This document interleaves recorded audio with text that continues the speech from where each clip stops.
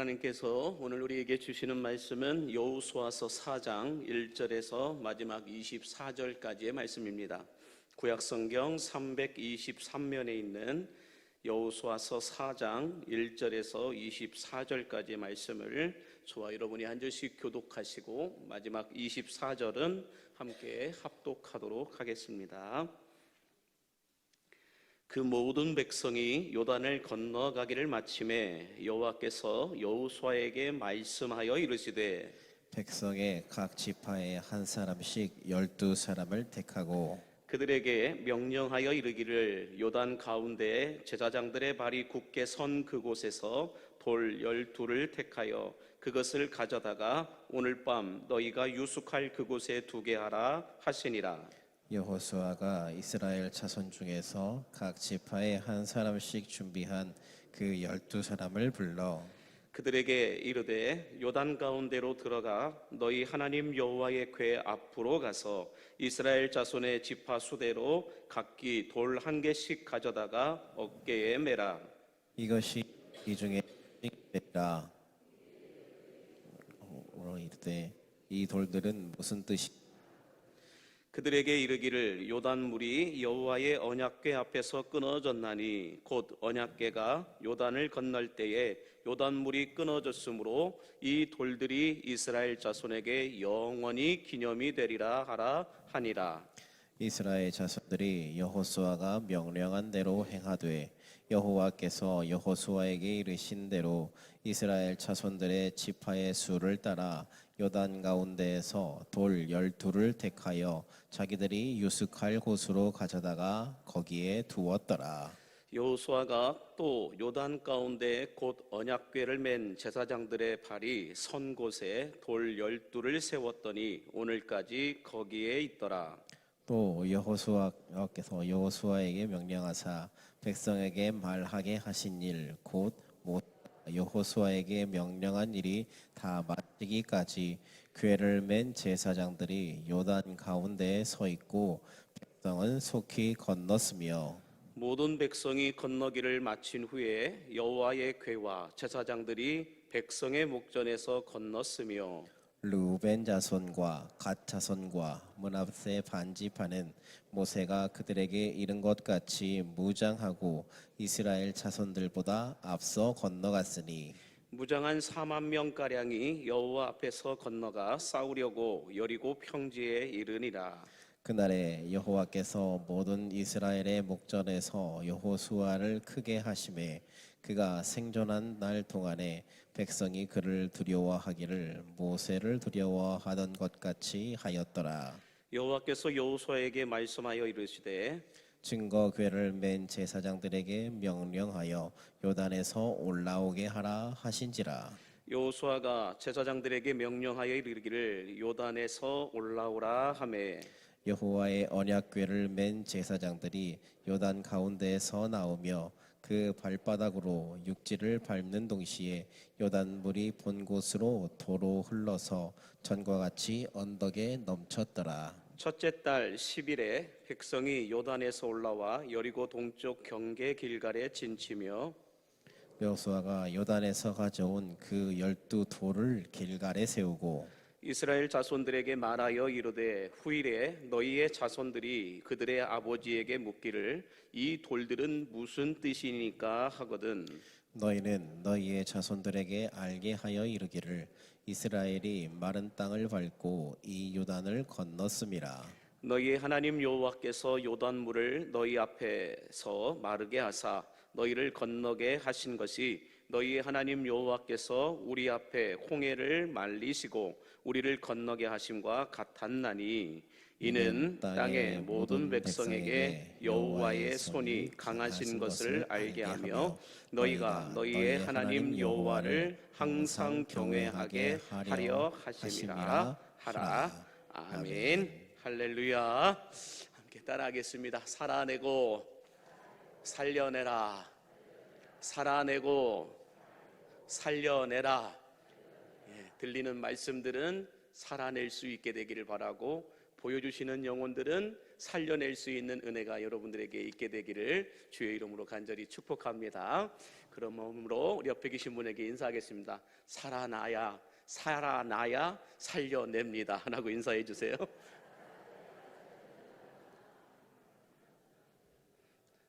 네, 감사합니다. 살아나야 살려내야 됩니다라고 말하니까 너무 기니까 그냥 안녕 이렇게 얘기하시는 분들도 계시는데요. 여러분, 교회는 어떤 것인가? 교회는 세상보다 더 괜찮고 좋은 것을 주는 곳이 아니라요, 교회는 세상에 없는 것을 주는 곳임을 믿으시기 바랍니다. 여러분, 세상에 없는 것, 그러나 세상에 반드시 필요한 것, 그게 뭘까요? 바로 예수 그리스도이십니다. 그러므로 우리 광림교회는 세상보다 더 괜찮고 좋은 것을 주는 교회가 아니라 세상에 없는 것, 예수 그리스도를 주는 교회가 될 수 있기를 주의 이름으로 간절히 기도합니다. 자, 오랜만에 다시 여호수아서를 묵상하게 되었는데요, 지난 시간 한번 되새겨 보세요. 한 달 전인데, 그 정도는 다 기억하고 계시죠?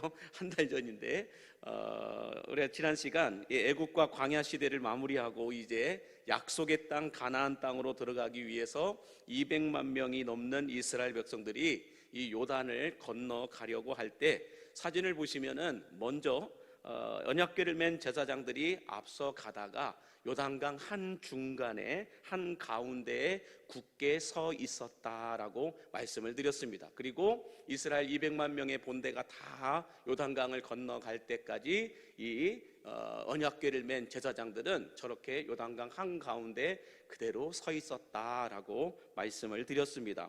우리 여호수아서 3장 17절 말씀을 다시 한번 보시면 이렇게 말씀해요. 시작. 여호와의 언약궤를 맨 제사장들은 요단 가운데 마른 땅에 굳게 섰고 그 모든 백성이 요단을 건너기를 마칠 때까지 모든 이스라엘은 그 마른 땅으로 건너갔더라 라고 말씀하고 있습니다. 자, 암묵적으로 여러분, 우리가 생각해 보기를, 이 언약궤를 맨 제사장들이 제일 먼저 들어갔으면 제일 먼저 나가는 것이 어떤 완묵적인 원칙이고 질서이다라고 생각해 볼 수가 있는데, 그런데 이 여호수아서 3장의 말씀을 보면은 이 제사장들이 언약궤를 메고 제일 먼저 들어가고 제일 나중에 나오는 모습을 볼 수가 있습니다. First in, last out. 제일 먼저 들어가고 제일 나중에 나온다라는 것이죠. 이것이 바로 소방관들의 모습이고, 이 말이 어디서 나왔느냐 하면 9.11 테러 사건 때에 곳에 있었던 소방관들이 보여줬던 모습을 first in, last out, 제일 먼저 들어가고 제일 나중에 나오라. 죽을 줄 뻔히 알면서도 제일 먼저 들어가고 죽을 줄 뻔히 알면서도 제일 나중에 나오는 사람들, 그 사람들이 소방관들이었다라고 말하고 있는데, 오늘날 현대 크리스천들에게 요구하는 사명적 모습이 바로 이거라는 거죠. 제일 먼저 들어가고 제일 나중에 나오라라고 하는 이 어떤 청지기적 자세라고 할까요? 어떤 모습이라고 할까요? 이 first in, last out, 이 모습이 오늘날 현대 크리스천들에게 필요하다라고 말하고 있는데, 이 지금 요단강을 건너는 제사장들의 모습이 바로 이 모습이었다라는 거예요.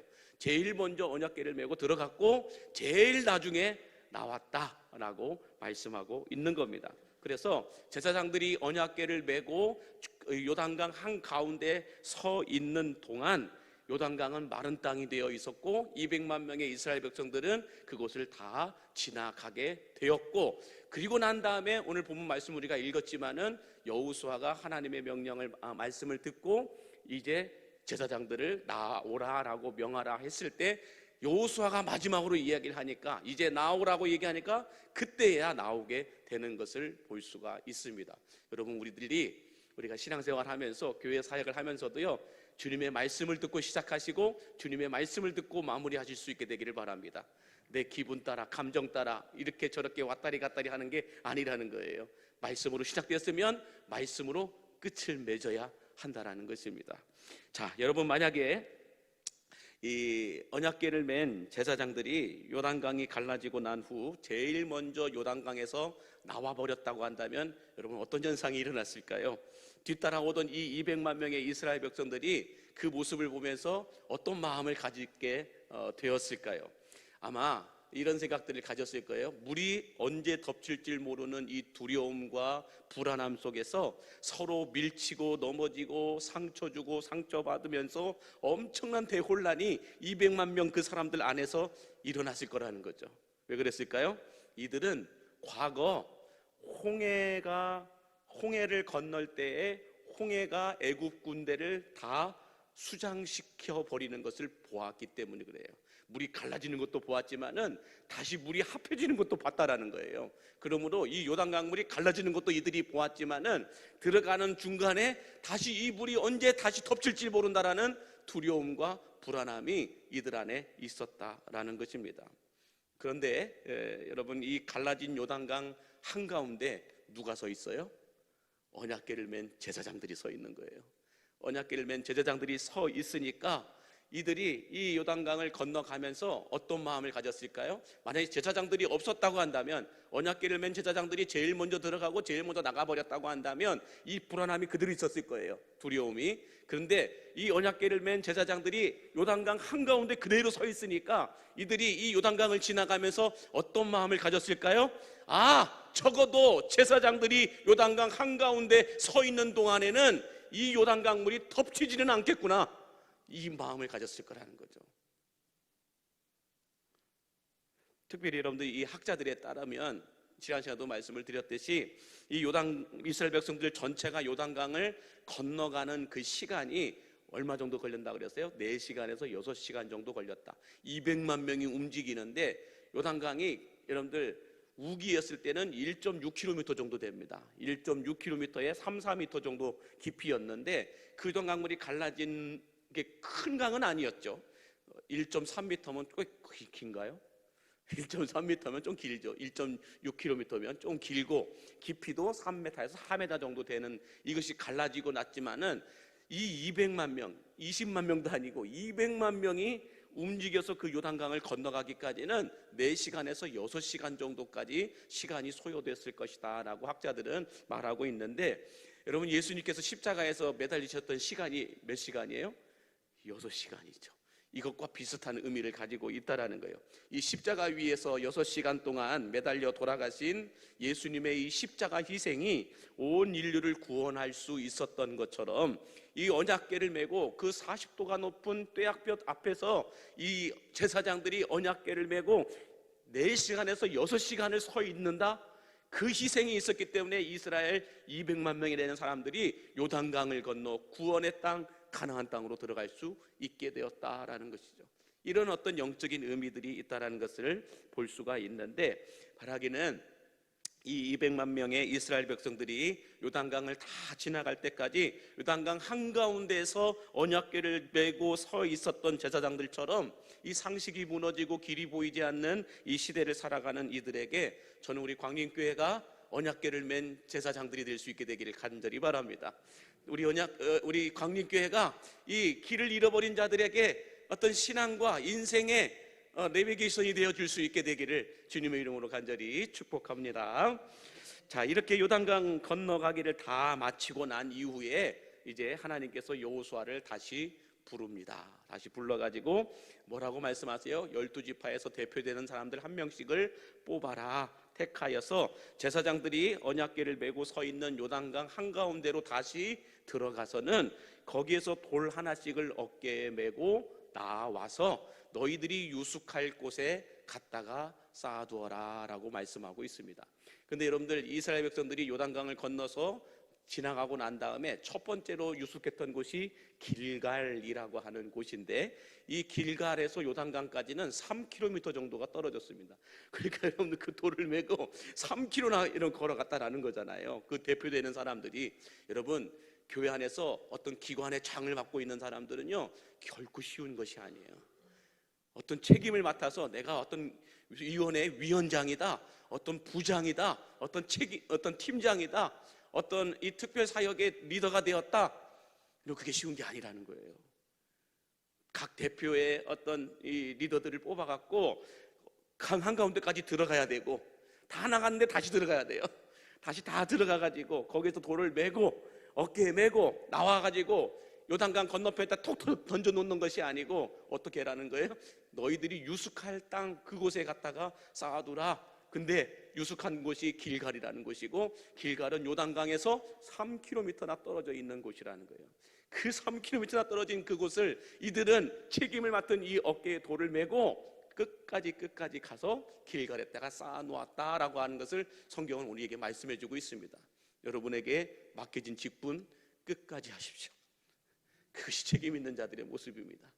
끝까지 그 일을 책임질 수 있게 되기를 간절히 바랍니다. 자, 이렇게 돌을 메고 이제 가라라고 말씀하시면서 오늘 본문 1절에서 3절이 이렇게 시작을 하고 있습니다. 같이 읽겠습니다. 그 모든 백성이 요단을 건너가기를 마침에 여호와께서 여호수아에게 말씀하여 이르시되 백성의 각 지파에 한 사람씩 12사람을 택하고 그들에게 명령하여 이르기를 요단 가운데 제사장들의 발이 굳게 선 그곳에서 돌 12를 택하여 그것을 가져다가 오늘 밤 너희가 유숙할 그곳에 두게 하라 하시니라 라고 말씀합니다. 자, 이 유숙할 곳에 갖다가 놓은 것이 길갈이라고 했는데, 이 길갈이라고 하는 것이 어떻게 생겼는지 한번 보실까요? 사진 한번 보시면은 이렇게 볼 수가 있습니다. 지금 저희 쌓여 있는 12돌은 이스라엘 백성들이 요단강에서 가지고 나온 돌은 아니에요. 그냥 상징적으로 쌓아놓은 돌이에요. 진짜는 아니라는 거예요. 그런데 이 옆에 있는 이 지금 산 위에서 찍은 저것은 진짜 길갈입니다. 진짜 길갈이고, 저기 숲처럼 보이는 것 그 앞쪽으로 이스라엘 백성들이 진을 치고 거기에서 유숙했던 그 장소가 그대로 아직 남아 있습니다. 그래서 여러분 가서 한번 보시면은, 저는 가서 봤거든요. 가서 보시면은 거기에서 제단을 쌓고 번제를 드렸던 제단도 그대로 남아 있고, 이렇게 돌들로 이렇게 쌓여져 있으니까요, 그대로 남아 있고, 그리고 이제 거기에서 이 길갈에서 첫 번째로 했던 것이 자녀들에게 여러분들 할례를 행했습니다. 할례를 행했는데 이 할례를 행할 때에 칼이 없으니까 이 날카로운 돌들을 거기서 깎아내어 가지고 그걸로 할례를 행하였다라고 성경은 기록하고 있는데요. 그 돌들이 그들의 저기에 남아 있어요. 그래서 저 끝에 보이시나요? 믿음 좋으신 분들은 보일 거예요. 요단강이 저 끄트머리 흐릿하게 보이는 것이 요단강이고, 안 보이실 거예요. 뭐 유심히 봐도 안 보여요. 네, 그래서 거기서 나와가지고 보시면은 저 숲 앞쪽으로 거기에 실제로 가시면은 영상으로도 많이 나와 있어요. 가서 보시면 이렇게 번제단을 드렸던 곳, 유숙했던 곳을 돌들로 이렇게 막아놨고 캠프를 쳤던 이런 곳들이 그대로 남아 있는 것을 볼 수가 있습니다. 저기는 완전히 자갈산이에요. 어떤 광야처럼 그렇게 자갈산으로 되어 있는 걸 볼 수가 있습니다. 자, 그러면 여러분, 하나님께서 이 여호수아에게 요단강 가운데서 있던 이 돌 12개를 가져다가 이 길갈에 갖다 쌓아 놓으라라고 말씀을 하셨는데, 그러면 여러분, 이 하나님께서 왜 요단강 한가운데 있는 12개의 돌을 가져다가 너희들이 유숙할 그 첫 번째 장소에다가 쌓아두라라고 말씀하셨을까? 이 12개의 돌의 의미는 무엇일까요? 왜 갖다 놓으라고 했을까요? 왜 그 12개의 돌을 무거운데 3km나 멀리 떨어져 있는 그곳에까지 갖다가 쌓아두라고 하셨을까? 그 이유는 전체적으로 놓고 봤을 때 뭐라고 얘기할 수 있냐면 하나님의 은혜를 기억하라라는 거예요. 너희들이 출애굽해서, 너희 백성들이 출애굽해서 이 가나안 땅 첫 번째 도시와도 같은 길갈 땅까지 오게 된 이 모든 여정이 하나님의 은혜였다라고 하는 것을 기억하라라는 거예요. 실제로 여러분, 이스라엘 백성들의 이 광야 40년은 은혜라는 단어 외에는 다른 말로 표현할 수가 없어요. 구름기둥과 불기둥, 여러분 어떻게 표현하실 수 있겠어요? 하나님의 은혜라는 말밖에 없어요. 이스라엘 백성들이 그렇게 하나님 앞에 불평하고 원망하고 모세를 힘들게 하였지만 그래도 구름기둥과 불기둥은 없어지지 않았어요. 이 가나안 땅 들어갈 때까지는. 무슨 말로 표현할 수 있어요? 그냥 하나님의 은혜였어요. 여러분, 우리가 잘 살든 못 살든, 착하게 살든 나쁘게 살든 공기가 없어지진 않아요. 해는 그대로 떠요. 낮과 밤은 그대로 존재해요. 이것도 하나님의 은혜입니다. 만나와 메추라기가 날아오고 내렸던 것, 은혜라는 단어 외에는 뭘로 표현할 수가 있을까요? 아무런 표현할 수 있는 방법이 없어요. 홍해가 갈라진 것, 여러분 뭘로 표현할 수 있겠어요? 하나님의 은혜였어요. 그러므로 여러분들이 지금 20년을 살아오셨던 30년, 60년, 70년, 80년, 90년을 넘게 살아오셨던 여러분의 지난 과거의 인생을 회상해 보면 딱 단어 하나밖에 나오지 않는다라는 거예요. 하나님의 은혜였다라는 거예요. 그걸 잊지 말라라는 거예요. 하나님의 은혜임을 아는 사람들은 뭐예요? 오늘 우리가 찬송했던 것처럼 감사 위에 감사를 더하는 것밖에 없어요. 그래서 여러분이 드리는 예배는 언제나 감사 위에 감사의 예배가 되어야 할 줄로 믿습니다. 힘들고 어렵고 찢기고 상하고 여러분이 고장나고 변질되고 오염되어 있는 모습들이 아니라요, 그럼에도 불구하고 감사 위에 감사의 예배를 드리는 것, 이것이 광야와 같은 인생길을 살아가고 걸어가는 우리들이 하나님 앞에 드려야 될 예배의 모습임을 믿으시기 바랍니다. 그래서 이 12돌의 의미는 너희들을 지금까지, 너희들의 이스라엘 백성들을 지금까지 여기까지 인도하신 그 하나님의 은혜를 잊지 말라라는 거예요. 기억하라라는 거예요. 자, 그러면서 오늘 6절과 7절을 함께 보시면 이렇게 말씀합니다. 시작. 이것이 너희 중에 표징이 되리라. 후일에 너희의 자손들이 물어 이르되 이 돌들은 무슨 뜻이냐 하거든 그들에게 이르기를 요단물이 여호와의 언약궤 앞에서 끊어졌나니 곧 언약궤가 요단을 건널 때에 요단물이 끊어졌으므로 이 돌들이 이스라엘 자손에게 영원히 기념이 되리라 라고 말씀합니다. 여기 보면 표징이 되리라, 기념이 되리라, 무슨 말씀이에요? 이 단어를 하나로 말한다면 기억하라라는 거예요. 잊지 말고 기억하라. 표징이 될 것이다, 기념하라. 이것은 잊지 말고 기억하라는 거예요. 여러분, 우리가 추도 예배를 왜 드립니까? 고인을 잊지 말라라는 거예요. 밥 먹으려고 모이는 게 아니라는 거죠. 추도 예배는 밥 먹으려고 모이는 게 아니에요. 가족들끼리 얼굴 한번 보려고 만나는 게 아니고요, 고인을 잊지 말라라는 거예요. 그 우리 생일이나 결혼기념일이나 이런 특별한 날들을 여러분 우리가 기념하고 지키는 이유가 뭘까요? 잊지 말라라는 거예요. 소중한 그 사람을. 마찬가지로 여러분이 길갈에 12돌을 쌓아놓은 이유는 딱 하나예요. 먼 훗날 너희 후손들이 이 돌들은 무엇이뇨, 무슨 뜻이뇨 라고 물을 때에 이걸 이야기하라라는 거죠.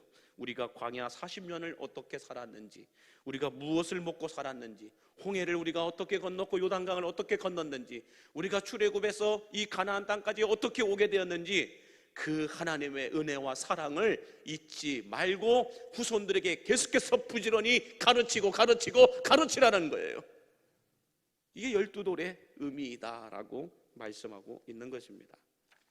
자, 그런데 여러분, 이 하나님의 은혜를 상징하고 능력을 상징하는 이 요단강의 12돌을 가나안 땅이 시작되는 길갈에 갖다가 놓았다라고 말씀하고 있는데, 물론 첫 번째로 유숙한 땅이 길갈이기 때문에 거기에다 갖다 놓았는데, 그렇다면 왜 굳이 길갈일까요? 왜 길갈이라고 하는 땅이었을까? 그 이유를 우리가 좀 생각을 해봐야 되는데, 자, 이제 이 길갈은 여리고성 들어가기 직전에 작은 동네예요. 작은 마을이었어요. 그리고 여리고성이 전체 다 보일 수 있는 여러분들 가서 보시면은 알 수가 있어요. 아까 우리가 다시 한번 사진 보여주실까요, 목사님? 다시 한번 사진 한번 길갈 땅 보여주시면은 이런 걸 볼 수가 있어요. 지금 산 위에서 찍은 사진이거든요. 저 밑에가 길갈이라고 하는 작은 동네입니다. 그 동네 앞에 여러분들 진을 칠 수가 있는 어마어마하게 큰 땅이에요. 근데 지금 이 산 너머에 여리고가 있어요. 그러니까 여리고성에서는 이 길갈 쪽에 있는 사람들이 보이지가 않는 거예요. 큰 이 어떤 광야산 때문에 보이지가 않아요. 근데 이 밑에서 올라와서 산 위에서 보면 여리고성이 다 보여요. 여리고 땅이 다 보이게 되어 있죠. 그래서 어떤 전투적으로도 상당히 지리적으로도 좋은 곳에 진을 치고 있을 수 있도록 만들어 놓으셨다라고 하는 것을 알 수가 있는데, 이것보다도 하나님께서 이 길갈 땅을 시작으로 해가지고 여리고를 점령하고 계속해서 7개 족속을 다 몰아내는 이 과정 가운데서 좀 우리가 그냥 조그만하게 이 하나만 보지 말고 통째로 한번 놓고 생각을 해봤을 때, 하나님이 이제 너희들이 가나안 땅에 들어가게 되면 가나안 7족속을 몰아내는 전쟁을 치르면서 몸도 마음도 아마 연약해지고 지치고 나약해질 것이다. 그리고 7년 전쟁이 끝나고 나면 각 지파별로 땅을 분배받게 될 것인데 아마 그때부터는 너희들이 부족함이 없이 풍요롭게 살아가게 될 것이다 라고 말씀하죠. 그러면서 안정적인 생활 속에서 이제는 하나님을 잃어버릴 만큼 다양한 종교를 만나게 될 것이고 문화를 체험하게 될 것이고 각종 사상과 가치관들을 너희들이 이제 만나게 될 것이다. 새로운 세계관을 너희들이 보게 될 것이다. 만나게 될 것이다. 이런 말씀을 하세요. 그러면서 이스라엘 백성들이 이제 이 출애굽에서 가나안 땅, 광야를 지나 가나안 땅에 들어가면 가나안 땅에 원래 있었던 토속 신앙들과 종교들이 있을 텐데 그들 속에서 너희들이 살아가는 동안 믿음이 흔들리게 되고 신앙의 정체성이 흔들릴 때마다 하나님의 은혜의 흔적, 하나님의 능력의 흔적이 담겨있는 이 길갈의 12도를 바라보면서 다시 신앙을 회복하게 하고 언제나 너희들 곁에는 하나님이 함께 하신다는 것을 기억할 수 있도록 12도를 여리고성이 들어가기 직전 어떻게 보면 가나안 땅의 초입 부분에 갖다 놓아라 라고 말씀하고 계신 것이다 라는 것입니다. 좀 장황하게 제가 설명을 했지만 여러분들 딱 하나는 그거예요. 잊지 말고 기억할 것은 너희들이 가나안 땅에 들어가면 새로운 문화를, 새로운 종교를, 다양한 사람들을 만나게 되면서 그들에게 자연스럽게 물들어갈 거다.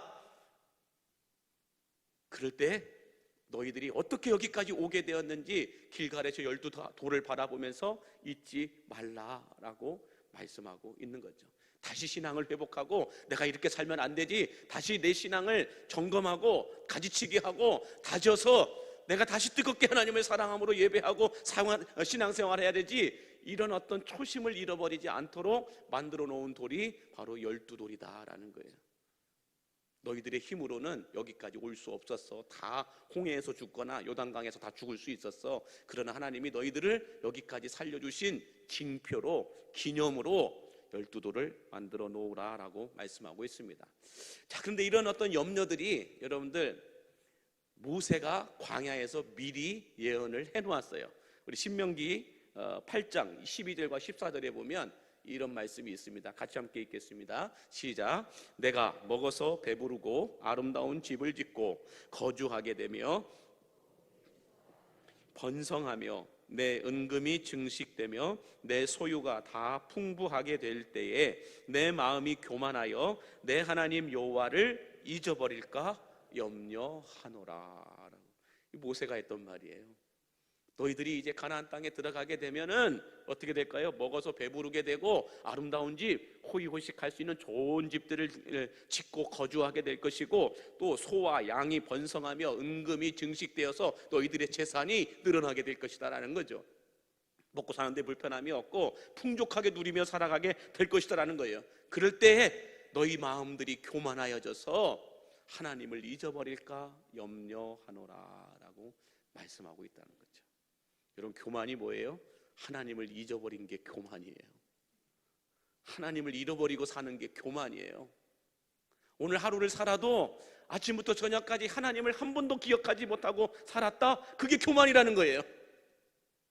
일주일 내내 살면서 하나님을 한 번도 보지도 않고 찾지도 않고 기도하지도 않고 말씀을 보지도 않고 하나님과 관계되어 있는 그 어떤 것도 하지 않은 채 내일에 바빠서 살아가는 것, 교만이다라는 거예요. 하나님을 잃어버리고 사는 것.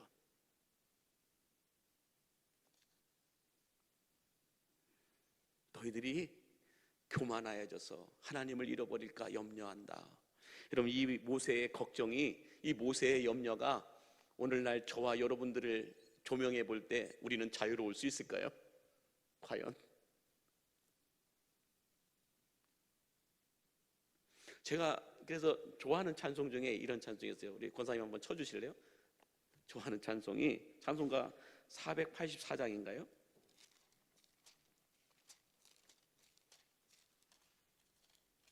혼자 목양실에서 멍 때리면서 이 찬송 많이 부릅니다. 한번 같이 PPT 좀 띄워주실까요? 484장입니다.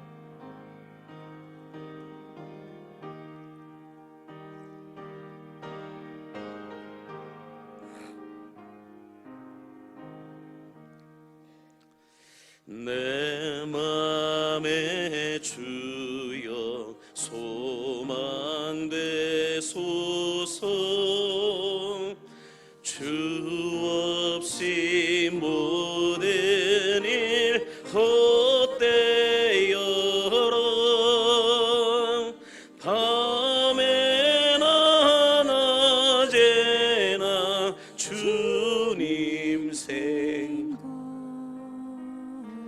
잘 때나 깰 때 함께. 다시 한 번 더. 내 맘에 주여, 내 맘에 주여 소망 되소서. 주 없이 모든 일 헛되어라. 밤에나 낮에나 주님 생각, 잘 때나 깰 때 함께. 여러분의 신앙으로 고백하면서 함께 다시 한 번 더요. 내 마음에 주여 소망 되소서. 주 없이 모든 일 헛되어라. 밤에나 낮에나 주님 생각, 잘 때나 깰 때 함께 하소서. 아멘. 여러분, 모세가 염려하고 걱정했던 이 걱정이 오늘날 이 시대에도 동일하게 적용되고 있음을 믿으시기 바랍니다. 멀리 볼 필요도 없어요. 우리 자녀들만 봐도 걱정이 바로 나와요. 우리 다음 세대들인 교회 학교만 바라봐도 이 모세가 걱정했던 걱정이 바로 나오게 되어 있다는 거예요. 조금만 생각을 해봐도 과거 가난했던 시절 부모 세대들은 이 가난에서 벗어나 조금 잘 살아보기는 것이 거의 다 기도 제목들이셨죠. 그래서 가난을 이겨내보고자 새벽부터 저녁까지, 어떤 때는 다른 나라까지 가가지고 열심히 일하여 돈 벌어서 와가지고 우리 자녀들에게는 가난을 물려주지 않겠다, 이런 마음을 가지고 정말로 열심히 나는 못 배워도 내 자식은 가르쳐야 한다는 그런 어떤 마음을 가지고 있는 돈 없는 돈 다 끌어모아 가지고 자식들을 공부하는데 다 쏟아부었잖아요. 뿐만 아니라 나라를 잘 살게 해보겠다고 새마을 운동을 펴가지고 잘 살아보세 이렇게 외치면서 그 시간들을 다 지내 오셨잖아요. 가난만 이겨내면, 주님 이 질병만 고쳐주신다고 한다면, 주님 이 문제만 해결해 주신다고 한다면 뭐든지 다 하겠다라고 우리는 기도하면서 여기까지 왔어요. 그러나 조금 풀리게 되면, 가난이 조금 해결이 되고 질병에서 조금 나아지게 되고 어떤 크고 작은 문제들이 해결만 되면 언제 그랬냐는 듯이 우리는 또 하나님을 잃어버리고 살아갈 때가 너무 많다는 거예요. 부모님들이 이렇게 열심히 수고하고 헌신하는 바람에 우리나라는 전 세계 유례 없이 초고속으로 성장해서 경제 대국이 되었습니다. 그러나 참 아이러니하게도 경제 성장은 이루었고 먹고 사는 데는 걱정 없고 세상적인 어떤 명함들은 내어놓을 만한 것들이 너무나도 많은데, 안타깝게도 우리들의 신앙은 점점 더 야위어져 가고 있다는 걸 볼 수가 있어요. 우리들의 신앙은 점점 더 야위어져 가고 있어요. 부르짖음의 기도도 없어요. 부흥회를 해도 보이지가 않아요. 기도하자고 해도 기도 보이지가 않아요.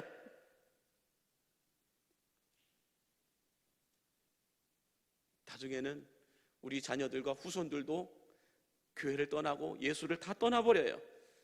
독립을 하고 내 품을 떠나게 되면 언제 그랬냐는지 예수도 없고 교회도 없어요. 다 떠나가 버려요.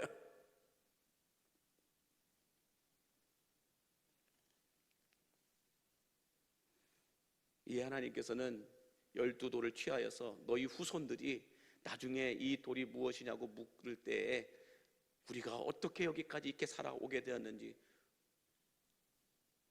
그 도움을 주신 분이 하나님이시다라는 것을 잊지 말라라고 12도를 세워 놓으셨다라고 말씀하고 있다는 거예요. 그렇다면 여러분에게 질문합니다.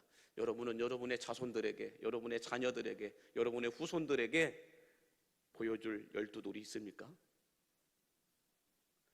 내 품을 떠난 자식들, 아니 내가 더 정확하게 말씀드린다면 내가 이 세상을 떠나고 없을 때에도 내 자손들과 후손들에게 남겨줄 수 있는 12돌이 있냐라는 거예요. 그 12돌만 바라보면 내 자녀들이 신앙을 잃어버렸다가도, 갓길로 갔다가도, 딴 길로 갔다가도 다시 돌아올 수 있을 만한 12돌이 있냐라는 거예요.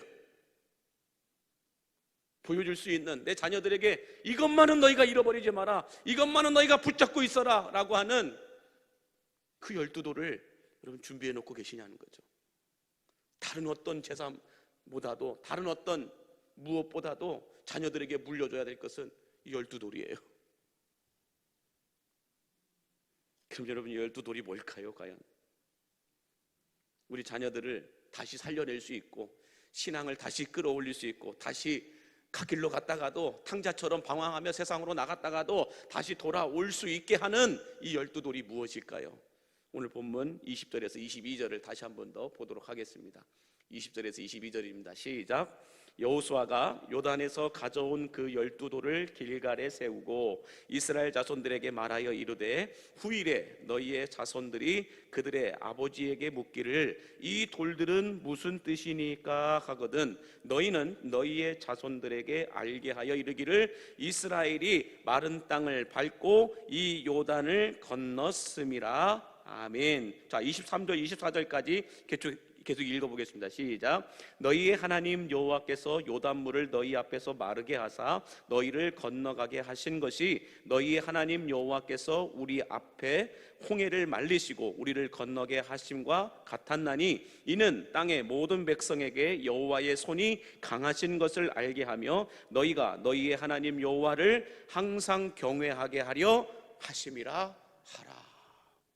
하나님의 강하신 손과 또한 너희 하나님 여호와를 항상 경외하게 하기 위함이다라고 말씀하고 있습니다.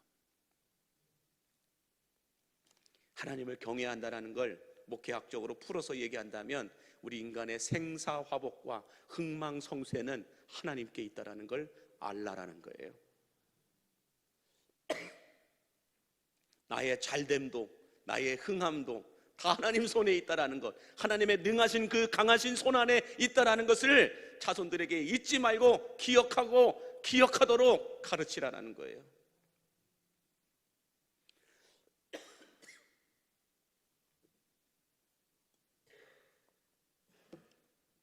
그렇다면 여러분, 우리 후손들이, 우리 자녀들이 나중에 하나님의 이 능하신 손을 기억하고 내 인생의 생사화복과 흥망성쇠를 하나님이 주관하고 계신다는 것을 잊지 않고 기억할 수 있는 12돌의 역할을 감당하는 게 무엇일까요? 그것은 바로 교회입니다.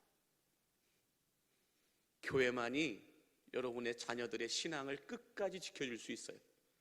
교회만이 하나님의 선하시고 능하신 그 일들을 잃어버리지 않도록 계속해서 가르치고 계속해서 보여주고 계속해서 체험하게 하는 곳, 바로 그것이 교회라는 거예요. 길갈의 12돌은 이 시대의 교회와도 같습니다.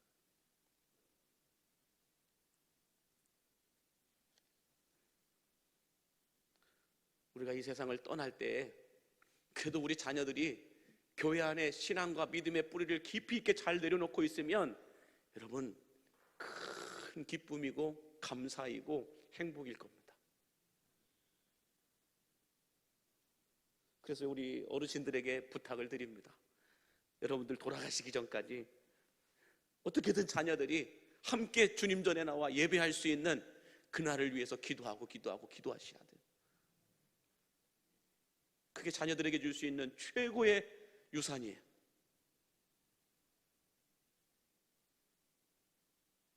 우리 교회도 3대가, 4대가, 2대가 같이 모여서 예배하는 가정들이 얼마나 많은지, 얼마나 복되고 아름다운 모습인지 몰라요. 물론 먹고 사는 문제 때문에 전국 방방곡곡에 흩어져 있을 수도 있겠죠. 그러나 여러분, 한번 그 정도는 한번 우리가 도전해 봐야 되지 않을까요? 그래도 1년에 2번만이라도, 분기별로 1년에 4번만이라도 자식들이 다 아버지가 다니고 있고 어머니가 다니고 있는 교회에 와가지고 한번 같이 예배할 수 있는 것, 그것처럼 복되긴 게 어디 있어요?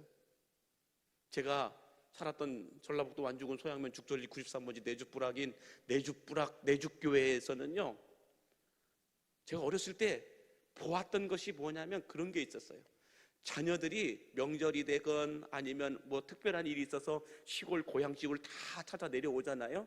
어떤 추도 예배가 있어서 또 아니면 뭐가 있어서 자녀들이 다 내려오면, 그게 새벽이든 수요일이든 금요일이든 주일이든 상관없이 다 교회에 오셨어요. 다 교회 오시면은 목사님이 항상 뭘 시키는지 아세요? 특송시켰어요.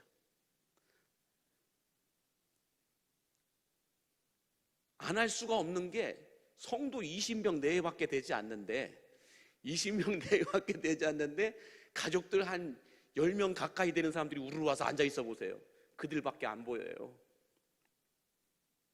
그런데 제가 어렸을 때 그 교회 뒷자리에 앉아가지고 바라볼 때, 어떤 명절이든 아니면 무슨 일이든 다 고향을 찾아오고 부모님과 함께 예배당에 오신 분들이, 예수 안 믿는 분들도 오셨어요. 그런데 여러분, 특송하라니까 가족들이 다 나와가지고 그 앞에서 특송을 해요. 내 주를 가까이 하게 하면. 그 찬송을 보는데 왜 이렇게 눈물이 나는지 모르겠어요. 주 안에 있는 나에게 딴 근심이 있으랴. 하여간 어디를 가든지 18번지예요 다. 근데 그 모습을 보면서 얼마나 그게 이 어린 나이에 크게 각인이 됐는지 몰라요. 그래서 저도 나중에 목사가 된다면, 내가 나중에 목사가 된다면 그래도 온 가족들이 고향 땅에 왔을 때, 그 가족들이 예배당에 왔을 때는 그 가족들을 좀 특송할 수 있는 시간들을 나도 한번 줘봤으면 좋겠다. 근데 지금 그걸 갑자기 시켰다가는 쫓겨날 것 같기도 해요. 그런데 여러분들, 그런 것도 한번 신청을 해주셨으면 좋겠어요.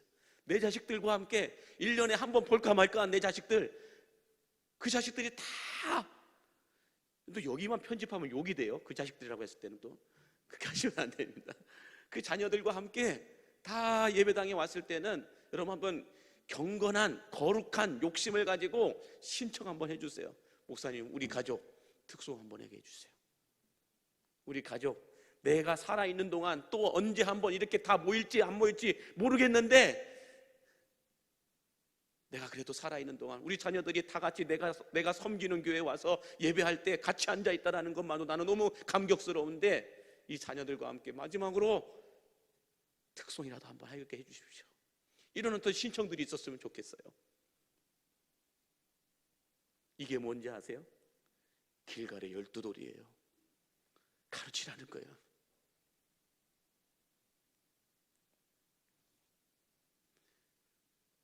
그래서 여러분 한번 해보셨으면 좋겠어요.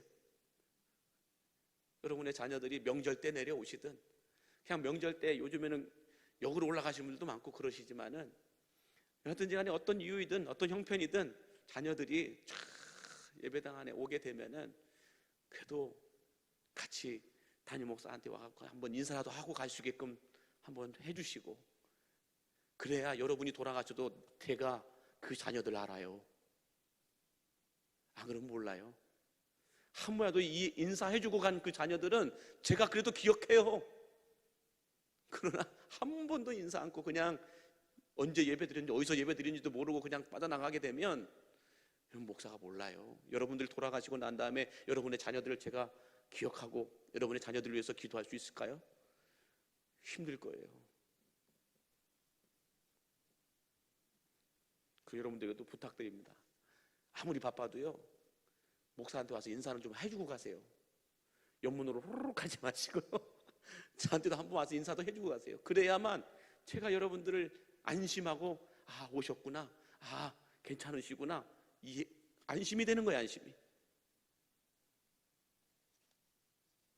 자, 이런 것들이 크고 작은 12돌이 된다라는 것이죠. 저는 그래서 우리 광림교회가 여러분의 가정에, 여러분의 후손들에게 12돌이 될 수 있게 되기를 간절히 바랍니다. 그렇게 만드셔야 돼요, 우리 교회를. 그래서 자녀들이 다 예수 떠나고 탕자처럼 방황했다 할지라도 내 아버지가 예배하고 내 아버지가, 내 어머니가 기도했던 그 교회만 가면 왠지 모르게 눈물이 나. 이런 마음이 있어야 되지 않을까요? 내 아버지가 다니셨던 그 교회, 내 어머니가 다니셨던 그 교회, 그 자리만 가면 왠지 모르게 내가 다시 회복되게 되고, 내가 다시 정신 차리게 되고, 내가 다시 주님께로 가야지, 내가 이렇게 살면 안 되지, 이런 마음을 가질 수 있도록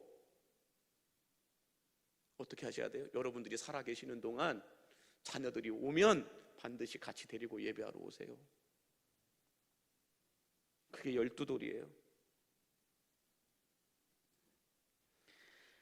저는 훗날 우리 후손들이 우리 광림교회 역사를 바라보면서 이것이 무엇이냐고 묻고 이것은 누가 하셨으며 누가 만들었냐라고 물을 때에 저는 부끄럽게 숨기고 싶은 역사가 아니라 후손들이 계속해서 기억하고 이어갈 수 있는 이 하나님의 은혜와 역사들을 만들어갈 수 있게 되기를 간절히 바랍니다. 그게 예수님이 디자인하시고 성령님이 목회하시는 교회예요. 부끄럽게 숨기고 싶은 사역들, 어떤 제도들, 어떤 원칙들, 이런 거 말고요, 후손들이 계속해서 이어가고 싶은 그런 역사들을 함께 만들어 갔으면 좋겠다는 거예요. 후손들에게 내어놔도 아깝지 않고 부끄럽지 않을 그런 역사들을 함께 만들어 가자라는 거예요.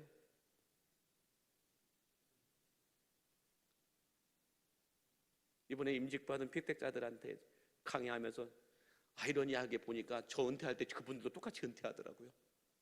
그 말은 뭐예요? 나이가 같다라는 거예요. 우리가 은퇴할 때까지 이 광림교회 안에 아름다운 새로운 역사들을 계속해서 만들어 갔으면 좋겠다. 후손들에게 부끄럽지 않을 역사들을 만들어 갔으면 좋겠다. 그러기엔 당신들이 1호이다. 정신 똑바로 차려야 된다. 기도할 때 기도하셔야 되고, 예배할 때 예배하셔야 되고, 찢기고 상하고 피투성이가 되었다 할지라도, 죄악으로 피투성이가 되었다 할지라도 예배 자리에 나와야 된다는 거죠.